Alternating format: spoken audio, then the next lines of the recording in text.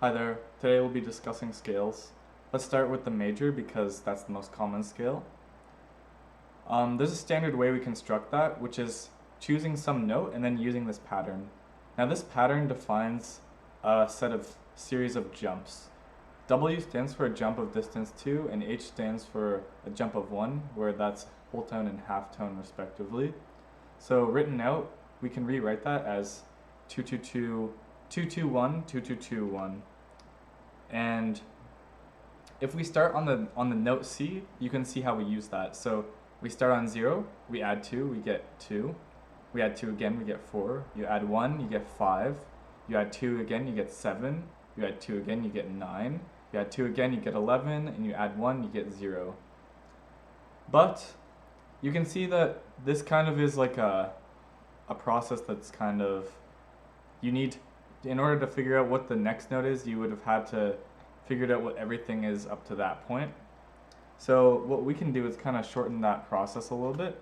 And the way we're going to do that is by instead of considering them with respect to the last note by jumping like that, we're going to consider them by jumping with respect to the root note every time. So it'd be like that, and then it'd be like that, and so on, like this kind of process. So in order to do that, we just kind of use that 221, 222 pattern, and we can build up what those jump sizes are. So with the first one, obviously it's just 0 still. Then the first jump would be a jump of 2 to get us to 2. The next is a jump of 4, and the way we got that is by adding these two in the middle. And a jump of 5, which is 4 plus 1. So you can see that when we go relative to the starting position, then we would just each time you add the next number in the underlying pattern. And what we get out of it is a new pattern, which looks like this. And it's written here. And this also defines the same notes, and it's the same intervallic structure as this one, but now it's just with respect to the root of the scale rather than the previous note of the scale. And since we've done that, if we were to set our anchor note as the root of the scale, then these intervals above the root of the scale are now anchor intervals. And so when we think of a major scale, all we have to think about is this collection of anchor intervals, and we'll be able to generate our scale. So let's say we want to make an F major scale. So we know we need F in there, and then we remember our anchor interval collection, which is right here, 0, 2, 4, 5, 7, 9, 11. And so with respect to the root, we take our root and we add those intervals to it to generate the notes. So add 0 to 5, you get 5. Add 2, you get 7, so on. And then you get all these notes. And notice that we're taking a note and we're adding a number to it, and that produces a note, which is a new concept. And yeah, so now we've defined, so now we have a note collection, which is produced by that AI collection. Now, there's other scales as well, such as minor, and as you can see, it's a very similar pattern with a few differences, and the AI collection that it generates looks like this. And that was derived using the same method. We have other scales as well, not just major minor. We have harmonic minor and melodic minor, whole tone scale, acoustic scale, and there's a ton of other scales. So I would recommend you just click that link. And they actually do have it written in interval notation on one of the columns, so you will be able to understand it in our anchored system. And now that we've kind of gone through the main scales, let's talk about what it means for a scale to be a relative major / minor scale. So something that's interesting to note is that a 0 major scale is the same as a 9 minor scale.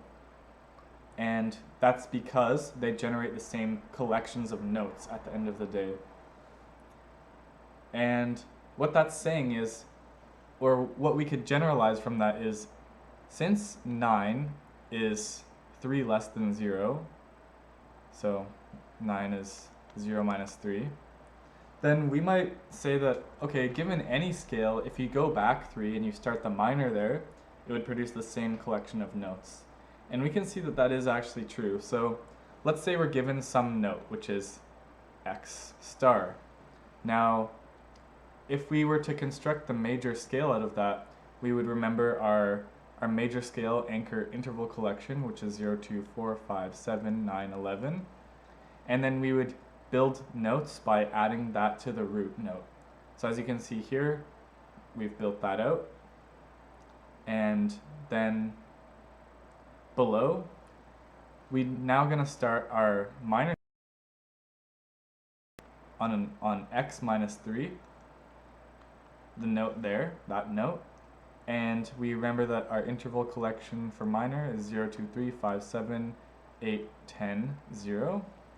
And now you can see each time we're going to add 0, 2, 3, 5, 7, 8, 10. So that's that same collection there. And we're just starting it on x minus 3 every time. And if we do that, we can see that that simplifies to 9, that's 11, that's 0, that's a 2, it's a 4, a 5, and a 7, because 10 minus 3 is 7. And so if you look at that, these notes, rearrange them, and suddenly you get exactly the notes that are defined by our major scale. So we can see that even though two different anchor interval collections, when started on different notes, they might actually produce the same collection of notes. And there is some reasoning as to why this might actually be true. And if you end up looking at the minor pattern, it's that. So we have the minor pattern, which is 2, 2, 2, 1, 2, 2, 1, 2, 2. We have the major pattern, which is 2, 2, 1, 2, 2, 2, 1.